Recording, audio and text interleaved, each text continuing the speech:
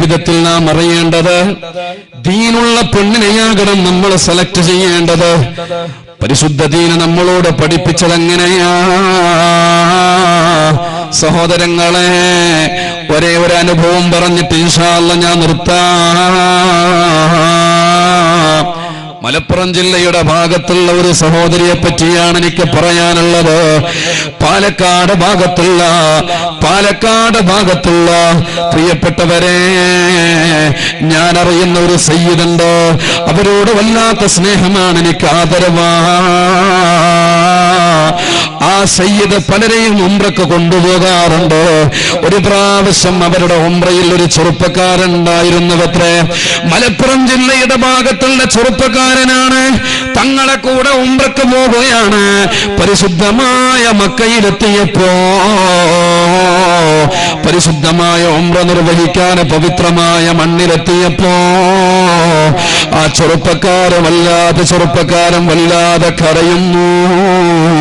ഭാര്യക്ക് വേണ്ടി കരഞ്ഞുകൊണ്ട് ദുആ ചെയ്യുന്നു. പരിശുദ്ധമായ തവാഫിന്റെ വേളയിലും ഉത്തരം കിട്ടുന്ന സമയങ്ങളിലും സ്ഥലങ്ങളിലുമെല്ലാം കണ്ണീരൊലിപ്പിച്ചുകൊണ്ട് ഭാര്യക്ക് വേണ്ടിയിട്ട് ഈ സഹോദരൻ വല്ലാതെ അങ്ങ് ദുആ ചെയ്യുകയാ. പരിശുദ്ധമായ ഉംറയും കഴിഞ്ഞിട്ട് പുണ്യം നിറഞ്ഞ മദീന റൗളയിലേക്ക് കടന്നു ചെല്ലുകയാവര്. ആ സംഘം അവിടെ ചെല്ലുന്നു.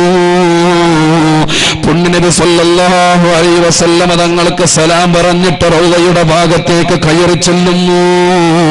ആ ചെറുപ്പക്കാരൻ അവിടെയും കരയുന്നു, ഭാര്യക്ക് വേണ്ടി ദുആ ചെയ്യുന്നു.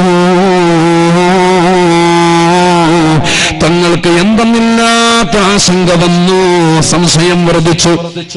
യാത്ര കഴിഞ്ഞ് മടങ്ങി വരുമ്പോ ഈ ചെറുപ്പക്കാരനോട് ചോദിച്ചവത്രല്ല, മോനെ, എന്തിനാ നീ വല്ലാതെ കരഞ്ഞുകൊണ്ട് ഭാര്യക്ക് വേണ്ടിയിട്ട് ദുആ ചെയ്തത്? ഭാര്യക്ക് എന്താ പ്രശ്നമെന്ന് പറയുമോ? സങ്കടത്തോടെ തങ്ങളോട് പറഞ്ഞു, തങ്ങളെ, എന്റെ ഭാര്യക്കൊരു പ്രശ്നവുമില്ല, പ്രശ്നം എനിക്കാണ്, പ്രശ്നം മുഴുവനും എനിക്കാണ്. പ്രിയപ്പെട്ട തങ്ങളെ, വിവാഹം കഴിക്കുന്നതിന് മുമ്പ് മുഴുകുടിയനായിരുന്നു ഞാൻ, വല്ലാത്ത മദ്യപാനിയാണ്. ഒരുപാട് ആലോചനകൾ വന്നു തങ്ങളെ. ആ ആലോചനകളെല്ലാം മദ്യപാനം ശീലമാക്കിയതിന്റെ പേരിൽ ഒരുപാട് വിവാഹങ്ങൾ മുടങ്ങിപ്പോകുന്നു. ഒന്നും റെഡിയായില്ല. അവസാനം ഒരു പാവപ്പെട്ട ദരിദ്രയായ കുടുംബത്തിൽ നിന്ന് ഒരു പെണ്ണിനെ അങ്ങ് കാണാൻ ചെന്നു. അവളെ ഞാനും കണ്ടു, അവൾ എന്നെയും കണ്ടു, ഇഷ്ടപ്പെടുന്നു. ഏകദേശം ഉറപ്പായ നിലക്ക് ഞങ്ങൾ തിരിച്ചു വരുന്നു. വരുന്ന സമയത്ത് ഞാൻ അവിടെയും വരുന്ന വഴിക്ക് മദ്യഷാപ്പിൽ കയറിയിട്ട് അവൾ കള്ളു കുടിച്ചു.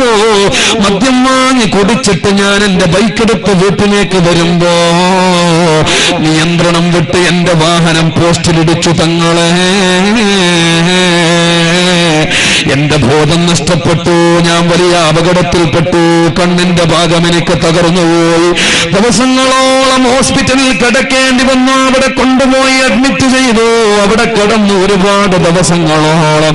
ഈ സമയത്താണ് ഞാൻ നോക്കി വെച്ചിട്ടുള്ള പാവപ്പെട്ടവളായി പെണ്ണിന്റെ അടുത്ത് ആരോ വാർത്തയുമായി ചൊല്ലുന്നു, മോളെ, അവന് വളരെയേറെ തമ്മാടിയ സ്വഭാവ ദൂഷ്യക്കാരനാ, കള്ളുകുടിയനാ,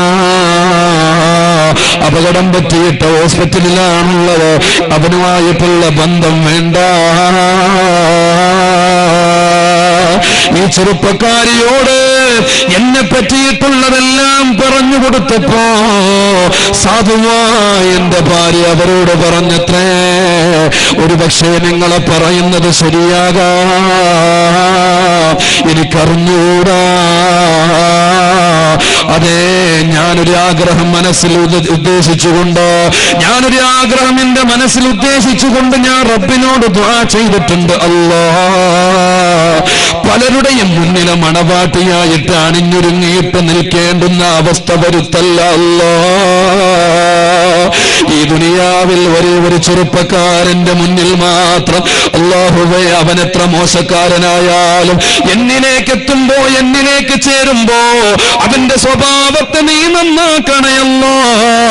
നല്ലതാണെങ്കിൽ അവനോടുകൂടെ തന്നെ എന്നെയും നന്നാക്കിയിട്ട് സ്വർഗീയ ലോകത്ത് ഞങ്ങൾ ഒരുമിച്ച് ചേർക്കണയല്ലോ. സംസ്കാരം മോശമാണെങ്കിൽ എന്നിലേക്ക് ചേരുമ്പോ നീ നന്നാക്കി തരണയല്ലോ. ഞാൻ അല്ലാഹുവിലെല്ലാം തവക്കുൽ ചെയ്തതാണ്. രണ്ടാമതൊരു പുരുഷന്റെ മുന്നിൽ അണിഞ്ഞൊരുങ്ങിയിട്ട് നിൽക്കാൻ ഞാൻ തയ്യാറല്ല. എനിക്ക് ഇയാളെ മതിയെന്ന് പറഞ്ഞു. അവൾ ആ കല്യാണത്തിൽ തന്നെ ഉറച്ചു നിൽക്കുന്നു. വിവാഹമുറപ്പിച്ചു, കല്യാണം നടന്നു.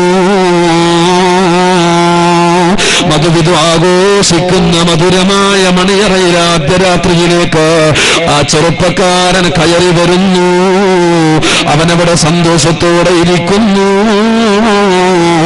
സുന്ദരിയായ സുമുഖിയായ മണവാട്ടിയായി പെണ്ണ്, അവളെ കയ്യില് പാലും ഗ്ലാസിൽ പാലും വെച്ചിട്ട് കയ്യിൽ പിടിച്ചിട്ട് മണിയറയിലേക്ക് കടന്നു വരുന്നു.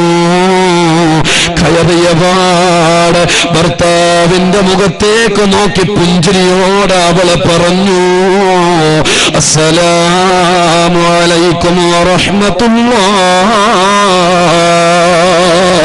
പ്രിയപ്പെട്ട തങ്ങളെ, ആ പൊന്നുമോളന്റെ നേരെ കയ്യങ്ങ് നീട്ടിത്തന്നു. അസ്സലാമു അലൈക്കും വറഹ്മത്തുള്ളാഹ്. ഇത് പറഞ്ഞിട്ട് കയ്യങ്ങ് നീട്ടിത്തന്നപ്പോ ഞാൻ അറിയാതെ ഇരിക്കുന്നിടത്ത് നിന്ന് എണീച്ചു, കൈ കൊടുത്തു സലാം മടക്കി. തങ്ങളെ, പ്രിയപ്പെട്ട സഹോദരങ്ങളെ, അറിയണേ, ആ ചെറുപ്പക്കാരൻ പറയുകയാണ്, ആ പൊന്നുമോളെ വലത്തിടത്തെ കയ്യിൽ നിന്ന് വലത്തെ കയ്യിലേക്ക് പാല് മാറ്റിയിട്ട് എന്റെ കയ്യിലെ പുഞ്ചിരിയോടെ ഏൽപ്പിച്ചിട്ട് പറഞ്ഞു, ഇരിക്കായിരുന്നോളൂ, ഇരുന്നിട്ട് കുടിച്ചോളൂ. സന്തോഷത്തോടെ ഞാനതങ്ങ് കുടിക്കുന്നു.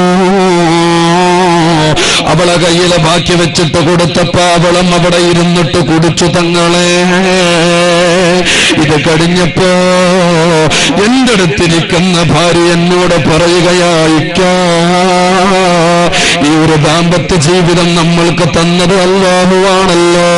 നിങ്ങളെ എന്നിലേക്ക് ചേർത്ത് വെച്ചതും എന്നെ നിങ്ങളിലേക്ക് അടുപ്പിച്ചതും അല്ലാഹുവാണല്ലോ. ഈ വൈവാഹിക ബന്ധത്തിനുള്ള സൗഭാഗ്യം, ഇതിനുള്ള വാതിൽ തുറന്നു തന്നത് അല്ലയല്ലേ. അതുകൊണ്ട് നമ്മളെ സന്തോഷിക്കുന്ന ഈ രാത്രിയിൽ നമ്മൾക്ക് സന്തോഷം തന്ന അല്ലാഹുവിനൊരു 2 റക്അത്ത് സുന്നത്ത് നിസ്കാരം കൊടുക്കാം. ഇക്ക പോയി വുളൂ ചെയ്തിട്ട് വരുമോ? അർദ്ധരാത്രിയിൽ കടന്നു വന്ന പെണ്ണ് ആദ്യമായി എന്നോട് ആജ്ഞാപിക്കുമ്പോ, അതും ഒരു നിസ്കാരത്തിന് വേണ്ടിയിട്ട് പറയുമ്പോ, ഞാൻ അവിടെ നിന്ന് എണീച്ചു പോകുന്നു, വുളൂ ചെയ്തു വരുന്നു. മണിയറയിൽ എനിക്ക് വേണ്ടിയിട്ട് മുസല്ല വിരിച്ചു വെച്ചിട്ടുണ്ട്. അവിടെയാണ് നിസ്കരിക്കുന്നു. എന്റെ ഭാര്യയും നിസ്കരിച്ചു. അവളിങ്ങനെ കൗലിക്കുന്ന കണ്ണുകളുമായിട്ട് ദുആ ചെയ്യുന്നത് ഞാൻ കേട്ടു. തങ്ങളെ, അല്ലാഹുവേ, ഈ ബന്ധത്തെ ചേർത്ത് വെച്ചവൻ നീയാണല്ലോ അല്ലാ. അതുകൊണ്ട് നാളെ ആഖിറത്തിലും നിന്നിലേക്കും സ്വർഗത്തിലേക്കും ഈ ബന്ധത്തെ ചേർക്കണേ അല്ലാ. ഇവരുമായിട്ടുള്ള തുണയായി, ഇണയായി, ഭാര്യയായി, ഭർത്താവായി അല്ലാഹുവേ, ഞങ്ങൾ ദാമ്പത്യ ജീവിതം ആരംഭിക്കുമ്പോ ഇതേപോലെ തന്നെ സ്വർഗത്തിൽ ഇണകളായിട്ട് ഞങ്ങളെ നീ ചേർക്കണയല്ലോ.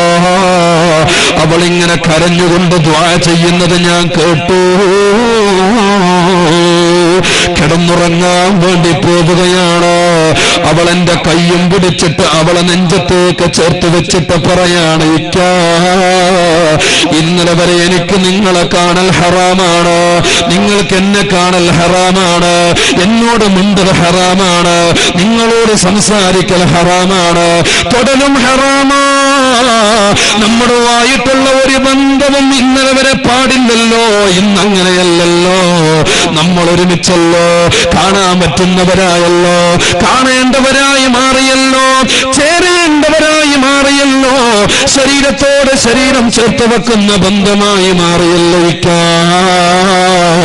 എനിക്കിന്നു മുതൽ നിങ്ങളൊരു ഉറപ്പ് തരണേ, അല്ലാഹു പൊരുത്തപ്പെടാത്ത ഒരു ജീവിത രീതിയും ഇന്നു മുതൽ നമുക്ക് വേണ്ട. ഇക്കാ ഇന്നലെ വരെ നിങ്ങളെ പലതും ചെയ്തിട്ടുണ്ടാകാം, പലതും കണ്ടിട്ടുണ്ടാകാം, പലതിനേക്കും നടന്നിട്ടുണ്ടാകാം, പല വഴികളിലൂടെയും സഞ്ചരിച്ചിട്ടുണ്ടാകാം. ഇന്നു മുതൽ അത് വേണ്ട. ഇക്കാ എന്തൊക്കെയോ അറിഞ്ഞിട്ട് എന്റെ അടുത്ത് നിന്നിട്ട് നെഞ്ചത്ത് കൈവച്ചിട്ട് ശപഥം ചെയ്യിക്കുന്നത് പോലെ എന്നോട് പറഞ്ഞപ്പോ, തങ്ങളെ ഞാനങ്ങ് അവൾക്ക് വാക്ക് കൊടുത്തു, ഇല്ല മോളെ, അല്ലാഹു പൊരുത്തപ്പെടാത്തതിന് എന്റെ ജീവിതത്തിൽ ഉണ്ടാകൂല. ആ പുഞ്ചിരിയിലൊലിക്കുന്ന കണ്ണുകളുമായിട്ട് അവളെ കയ്യന്റെ നെഞ്ചത്ത് ചേർത്ത് വെച്ചിട്ട് പറഞ്ഞു, ഇക്കാ എനിക്ക് വേണ്ടത് നിങ്ങളുടെ പൊരുത്തമാ, അത് മരിക്കുന്നത് വരെ ഞാൻ എന്ത് വേണമെങ്കിലും അതിനു വേണ്ടിയിട്ട് ചെയ്യാ, ആ വഴിയിലായിട്ട് ഞാൻ സഞ്ചരിക്കുള്ളൂ. അറിയാതെ വന്നുപോയത് അല്ലാഹു പൊരുത്തപ്പെടുകയും അറിയുന്നതെല്ലാം പരിശുദ്ധമായ ദീന് പഠിപ്പിച്ചതുപോലെ ദീനിന്റെ ആശയങ്ങൾ ഉൾക്കൊണ്ടുകൊണ്ട് അല്ലാഹുവിനെ അനുസരിക്കുന്നവളായിട്ട് ഞാൻ നിങ്ങളോടൊപ്പം ഉണ്ടാകുമിക്കാ. ഞങ്ങളെ പലതും പറഞ്ഞിട്ട് കിടന്നുറങ്ങുന്നു തങ്ങളെ. കുറച്ച് കഴിഞ്ഞപ്പോഴാണ് എന്റെ ഭാര്യ എന്നെ വിളിക്കുന്നത്. ഉറക്കിൽ നിന്നെന്നെ വിളിച്ചുണർത്തി. എന്നിട്ട് എന്നോട് പറയാണ്, ഇക്കാ സുബഹി ബാങ്ക് കൊടുത്തിട്ടില്ല, തഹജ്ജുദിന്റെ സമയമാ, പോയി വുളൂ ചെയ്തു വരുമോ? ആദ്യരാത്രിയിൽ തഹജ്ജുദ് നിസ്കാരത്തിന് വേണ്ടി വിളിച്ച പെണ്ണിന്റെ മുഖം നോക്കിയിട്ട്, നീ ഇന്നിവിടെ കിടന്നുറങ്ങടി എന്ന് പറയാൻ എന്റെ മനസ്സനുവദിച്ചില്ല. അവള് പറഞ്ഞതുപോലെ എന്തെന്നല്ലാതെ ഞാൻ അവിടെ നിന്ന് എണീച്ചു. വുളൂ ചെയ്തു വന്ന് തഹജ്ജുദ് നിസ്കാരം കഴിഞ്ഞിട്ട് അവിടെ ഇരിക്കുമ്പോ സുബഹി ബാങ്കങ്ങ് കേട്ടു. കേട്ടപാടെ എന്റെ ഭാര്യ പറഞ്ഞു, പള്ളി അടുത്താണ്, പോയി സുബഹി ജമാഅത്ത് കഴിഞ്ഞിട്ട് വന്നോളൂ. കാലിഫോർണിയയിലുള്ള കഥയല്ല പെങ്ങളെ ഞാൻ ഈ പറയുന്നത്, UK-യിലുള്ള കഥയല്ല ഞാൻ ഈ പറയുന്നത്, ഏതെങ്കിലും ഇല്ലാത്ത കെട്ടുകഥകൾ വെച്ചുകൊണ്ടല്ല ഞാൻ ഈ പറയുന്നത്. മലബാറിന്റെ പ്രധാനപ്പെട്ട കേന്ദ്രമാകുന്ന നമ്മുടെ വയനാടിന്റെ പരിസര പ്രദേശമാകുന്ന പരിസര ജില്ലയാകുന്ന മലപ്പുറം ജില്ലയിൽ നടന്ന സംഭവമാണ്. അല്ലാഹുവിനെ അനുസരിച്ചുകൊണ്ട് ജീവിതത്തിന്റെ ചെറിയ പ്രായത്തില് അല്ലാഹുവിനെ അറിഞ്ഞുകൊണ്ട് ഭയപ്പെട്ടുകൊണ്ട് നിസ്കാരത്തിന്റെ കാര്യത്തിൽ ശ്രദ്ധിച്ചുകൊണ്ട് ദീനിയായ നിലക്ക് വളർന്നു വന്ന പെണ്ണ്. ആ പെണ്ണിന് ഏത് രാത്രിയിലും അല്ലാഹുവിനെ മറക്കാൻ കഴിയില്ല. ഇന്നത്തെ എന്റെ പ്രിയപ്പെട്ട പെണ്ണന്മാരോട് ഞാൻ പറയാ, ആധുനിക തലത്തിൽ ലക്ഷങ്ങളെ പൊടിപൊടിച്ചുകൊണ്ട് കല്യാണം നടക്കുമ്പോ ലക്ഷങ്ങളുടെ പന്തലൊരുക്കിയ കല്യാണമാണ്, ലക്ഷങ്ങളെ ചെലവഴിച്ചുകൊണ്ടുള്ള കല്യാണമോ, ലക്ഷങ്ങളെ കൊണ്ട് ആർഭാടം സൃഷ്ടിച്ചിട്ടുള്ള കല്യാണമോ. ആ പൊന്നുമോള് ധരിച്ച് ഇറങ്ങുന്ന ആഭരണത്തിന് കയ്യും കണക്കുമില്ല. എന്തു ആകട്ടെ, ഓരോരുത്തരും സാമ്പത്തിക നിലക്കനുസരിച്ചിട്ടുള്ള വിവാഹമാകാമല്ലോ. എന്റെ പ്രിയപ്പെട്ട പെങ്ങളെ, വളരെയേറെ അഭിമാനത്തോട് വളരെയേറെ സന്തോഷത്തോട് എന്തെന്നില്ലാത്ത ആഹ്ലാദഭരിതയായി നീ മണവാട്ടിയായി നിന്റെ വീട്ടിൽ നിന്നിറങ്ങുമ്പോ മണവാളന്റെ കയ്യങ്ങ് നിന്റെ കയ്യിലേക്കങ്ങ് ചേർത്ത് വെക്കുമ്പോ ഞാൻ എന്റെ പ്രിയപ്പെട്ട പെങ്ങളോട് ചോദിക്കട്ടെ, എത്ര പേർക്ക് കല്യാണ ദിവസം ദുഹ്റ് നിസ്കരിക്കാൻ കഴിഞ്ഞിട്ടുണ്ട് മോളെ? എത്ര പേർക്ക് ഖളാകാതെ അസ്ർ നിസ്കരിക്കാൻ കഴിഞ്ഞിട്ടുണ്ട് മോളെ? എത്ര പേർക്ക് അന്നത്തെ മഗ്രിബ് നിസ്കാരം ഖളാകാതെ നിസ്കരിക്കാൻ കഴിഞ്ഞിട്ടുണ്ട് മോളെ? മൈനാ മൈലാഞ്ചി വെച്ചതിന്റെ പേരിൽ, മൈലാഞ്ചി കല്യാണത്തിന്റെ പേരിൽ, മണവാട്ടിയായി ഇറങ്ങുന്നതിന്റെ പേരിൽ എവിടെയാ നിനക്ക് നിസ്കാരം കളാക്കാമെന്ന് ദീന് പഠിപ്പിച്ചിട്ടുള്ളത്? ഇങ്ങനെ നിസ്കാരം കളാക്കിയിട്ട് മണിയറയിലേക്ക് കയറി വന്ന പെണ്ണുള്ളടത്ത് അല്ലാഹുവിന്റെ റഹ്മത്ത് ഉണ്ടാവുകയില്ലല്ലോ, അവിടെ ബറക്കത്തുണ്ടാവുകയില്ലല്ലോ. കഴിഞ്ഞുപോയ പാപങ്ങൾ അല്ലാഹു നമ്മൾക്ക് പുറത്തു തരട്ടെ.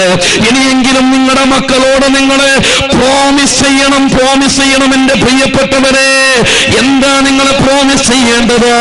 മക്കളോട് പറയണം, മക്കളെ നിസ്കരിക്കാതെ മണിയറയിലേക്ക് കയറാൻ പാടില്ല. മണവാട്ടിയായ പെണ്ണിന്റെ ളുഹ്ർ കളാകരുത്, മണവാട്ടിയായ പെണ്ണിന്റെ അസ്ർ കളാകരുത്, മണവാട്ടിയായ പെണ്ണിന്റെ മഗ്രിബ് കളാകരുത്. ഒരു നിസ്കാരവും കളാക്കിയിട്ട് നീ പെണ്ണും വിവാഹം നടത്തരുത്. വീട്ടിൽ ഉപ്പയും ഉമ്മയും നിർദ്ദേശം കൊടുക്കുന്ന രീതിയിലേക്ക് ഉയർന്നു വന്നാൽ അവിടെ ആ നിസ്കാരം, ആ കുടുംബ ബന്ധം നിലനിൽക്കാൻ വേണ്ടിയിട്ട് ദുആ ചെയ്യുന്നതാ ഈ പെണ്ണ് ചെയ്തതാ. അവളോട് പറഞ്ഞു, അതയിക്കാ നിങ്ങളെ പോയിട്ട് നിസ്കരിച്ചു വന്നോളൂ.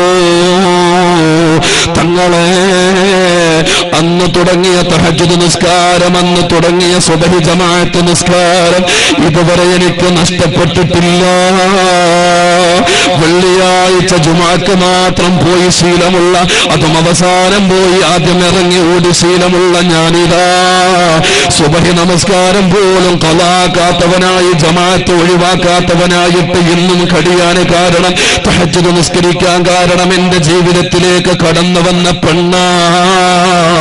മാത്രമല്ല തങ്ങളെ, ഞാൻ എന്റെ സമ്പാദ്യത്തിന്റെ ഒരു ഭാഗം മാറ്റിവെച്ചിട്ട് ഉംറക്ക് ഒരുങ്ങി നിൽക്കുന്ന സമയമായി എന്റെ ഭാര്യയെ കൊണ്ടുപോകണമെന്ന് ആഗ്രഹിച്ചു. രണ്ടുപേർക്ക് ഒരുമിച്ച് പോകാനുള്ള പൈസ റെഡിയായില്ല. ആ സമയത്ത് ഞാൻ എന്റെ ഭാര്യയോട് പറഞ്ഞു, മോളെ നിനക്ക് ഉംറക്ക് പോകാം, എന്റെ ആഗ്രഹം അതാണ്, എന്റെ ഭാര്യയാകുന്ന നീ ഉംറക്ക് പോകണം. ഇല്ല തങ്ങളെ, അവൾ അനുവദിച്ചില്ല.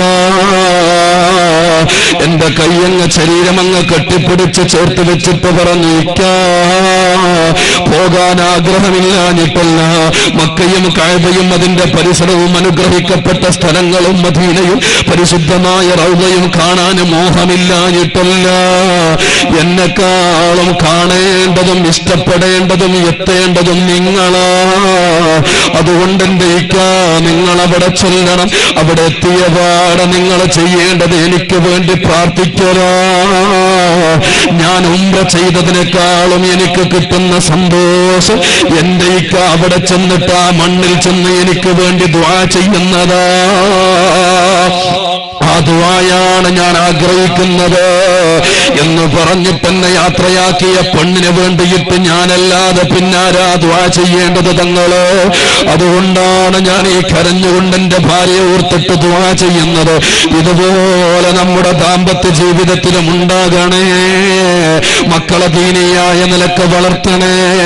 ഉമ്മമാരെ നിസ്കാരത്തിന്റെ കാര്യത്തില്, ഖുർആനിന്റെ കാര്യത്തില്, പരിശുദ്ധമായ ദീനിന്റെ ആദർശത്തിന്റെ കാര്യത്തിൽ ശ്രദ്ധിക്കണേ. മരിക്കുന്നത് വരെ ഭർത്താവിന്റെ പൊരുത്തമാണ് അഭികാമ്യമെന്ന് മനസ്സിലാക്കിയിട്ട് ആ വഴിയിലായിട്ട് ജീവിക്കണേ. മരിക്കുന്നത് വരെ ഭാര്യക്ക് സമാധാനം കൊടുക്കണേ. നിസ്കാരത്തിനേക്കാളും നോമ്പിനേക്കാളും ഹജ്ജിനേക്കാളും ഉംറയെക്കാളും വലുതായത് എന്താണെന്നറിയുമോ? സ്വഭാവം നന്നാക്കലാണ് കൂട്ടരെ. ഒരു ഭർത്താവിന്റെ സ്വഭാവം നന്നായാൽ അവിടെ ഏത് പെണ്ണിനും നിങ്ങളുടെ കൂടെ ഏത് രീതിയിലും ജീവിക്കാൻ കഴിയുന്നതാ. അതുകൊണ്ട് നിങ്ങളെ സ്വഭാവം നന്നാക്കണേ. ഈമാനുള്ളവരെ ഭാര്യമാരെ ചീത്ത പറയില്ല, ഈമാനുള്ളവർ ഭാര്യമാരെ അടിക്കൂല, ഈമാനുള്ളവർ ഭാര്യമാരെ മനസ്സ് വേദനിപ്പിക്കൂല. അവിടെയെല്ലാം അല്ലാഹുവിനെ അവരുടെ കാര്യത്തിൽ ഭയപ്പെട്ടുകൊണ്ട്, ആഖിറത്തെ ലക്ഷ്യം വെച്ചുകൊണ്ട്, സ്വർഗീയ ലോകത്തുള്ള കുടുംബ ജീവിതത്തെ മോഹിച്ചുകൊണ്ട് അല്ലാഹുവിന്റെ പൊരുത്തത്തിനായിട്ട് കഴിയണേ. അതിനല്ലാഹു നമുക്ക് ഓരോരുത്തർക്കും തൗഫീഖ് തരട്ടെ എന്ന് മാത്രം പ്രാർത്ഥിച്ചുകൊണ്ട് മജ്‌ലിസ് നൂർ ആരംഭിക്കാൻ വേണ്ടി പോവാണ് ഇൻഷാ അല്ലാഹ്. ഇവിടെ ഒരുപാട് സയ്യിദമാരുണ്ട്, അതേപോലെ തന്നെ ഒരുപാട് പണ്ഡിതന്മാരുണ്ട്. ഒരുപാട് ദൂരെ നിന്ന് മണിക്കൂറുകൾ യാത്ര ചെയ്തിട്ട് വന്നതുകൊണ്ടും പിന്നെ മാത്രമല്ല ദിവസങ്ങളോളം ഇതുപോലെയുള്ള പരിപാടികളിൽ പങ്കെടുക്കുന്നത് കൊണ്ടും എന്നെങ്കിലും ഒരു ദിവസം ഇത്തിരി നേരത്തെ എത്തിയാൽ അതിൻ്റെ ഗുണങ്ങൾ ശരീരത്തിന് ഉണ്ടാവുമല്ലോ. അപ്പോൾ അതുകൊണ്ട് ഇൻഷാ അല്ലാഹ് മജ്‌ലിസ് നൂറിന് ഇരിക്കണം എന്നുള്ള ആഗ്രഹമുണ്ട്. അതിനുള്ള സാഹചര്യം അനുകൂലമല്ലാത്തത് കൊണ്ട് ഇൻഷാ അല്ലാഹ് നിങ്ങളൊക്കെ അതിലിരുന്ന് എനിക്കും എൻ്റെ കുടുംബത്തിനും വേണ്ടി പ്രത്യേകം ദുആ ചെയ്യണമെന്ന വസിയത്തോടെ പോകുന്ന വേദികളിൽ ഇൻഷാ അല്ലാഹ് നിങ്ങൾക്കും ദുആ ചെയ്യുമെന്നറിയിച്ചുകൊണ്ട് അള്ളാഹു നമ്മുടെ ഈ പ്രവർത്തനം കബൂൽ ചെയ്യട്ടെ. നമ്മുടെ ആഗ്രഹം അള്ളാഹു സാധിപ്പിച്ചു തരട്ടെ. ഇനി അങ്ങോട്ട് ഇൻഷാ അല്ലാഹ് ഈ ദാമ്പത്യ ജീവിതത്തിൻ്റെ 2ാമത്തെ ഭാഗം പരിസരത്ത് എവിടെയെങ്കിലും ഉണ്ടായാൽ, വരാനുള്ള തൗഫീഖ് ഉണ്ടായാൽ അവിടെ നിങ്ങൾ ഉണ്ടാകണേ ഇൻഷാ അല്ലാഹ്. ഈ പേരും കാണുന്ന ഫോട്ടോ കണ്ടാലാണല്ലോ ഇപ്പം എല്ലാവർക്കും തിരിയുക. അതിൻ്റെ ഒന്നും ആവശ്യമില്ല. എങ്കിലും എല്ലാവർക്കും ഇപ്പം അങ്ങനെയാണല്ലോ. അള്ളാഹു നമ്മളെയൊക്കെ കാക്കട്ടെ. അപ്പം അതുകൊണ്ട് ഇൻഷാ അല്ലാഹ് പരിസരത്ത് എവിടെയെങ്കിലും വരുന്ന സാഹചര്യങ്ങളിൽ നിങ്ങൾ അറിഞ്ഞു കഴിഞ്ഞാൽ അവിടെ ഉണ്ടാകണമേ എന്ന് നിങ്ങളോട് അറിയിച്ചുകൊണ്ട് അള്ളാഹു നമ്മുടെയൊക്കെ ജീവിതത്തിൽ ഖൈറും ബറക്കത്തും അധികരിപ്പിച്ചു തരട്ടെ. നമ്മുടെ ആഗ്രഹങ്ങൾ അള്ളാഹു സാധിപ്പിച്ചു തരട്ടെ. പ്രശ്നങ്ങൾ അള്ളാഹു പരിഹരിച്ചു തരട്ടെ. അള്ളാഹു സുബ്ഹാനഹു വ തആല പ്രത്യേകിച്ച് ഇന്നെനിക്ക് ഭക്ഷണം ഒരുക്കിയവർ, ഇന്നെനിക്ക് ചായ തന്ന നമ്മുടെ ഗസാരി ഉസ്താദ്, അതേപോലെ തന്നെ ഭക്ഷണം ഒരുക്കിയ വീട്ടുകാർ, അള്ളാഹു സുബ്ഹാനഹു വ തആല അവരുടെ ആഗ്രഹങ്ങൾ അള്ളാഹു സാധിപ്പിച്ചു കൊടുക്കട്ടെ. ആ കുടുംബത്തിൻ്റെ വിഷമങ്ങൾ അള്ളാഹു പരിഹരിച്ചു കൊടുക്കട്ടെ. ക്യാൻസർ പോലത്തെ രോഗങ്ങളെ കൊണ്ട് പരീക്ഷണങ്ങൾ നേരിടുന്നവരാ അള്ളാഹു സുബ്ഹാനഹു വ തആല കുടുംബത്തിന് ആരോഗ്യം നൽകി അനുഗ്രഹിക്കട്ടെ. ഈ പരിശുദ്ധമായ സദസ്സിൻ്റെ ബറക്കത്ത് കൊണ്ട്, പുണ്യം നിറഞ്ഞ മജ്‌ലിസ് നൂറിൻ്റെ ബറക്കത്ത് കൊണ്ട്, സ്വഹാബുൽ ബദരീങ്ങളുടെ ബറക്കത്ത് കൊണ്ട്, അതിനെല്ലാം അപ്പുറം നൂറുൻ അലാ നൂർ സയ്യിദുനാ റസൂലുള്ളാഹി സ്വല്ലല്ലാഹു അലൈഹി വസല്ലം തങ്ങളുടെ ബറക്കത്ത് കൊണ്ട് അള്ളാഹു പരിപൂർണമായ സുഹത്തും ഖുവ്വത്തും നൽകി അനുഗ്രഹിക്കട്ടെ.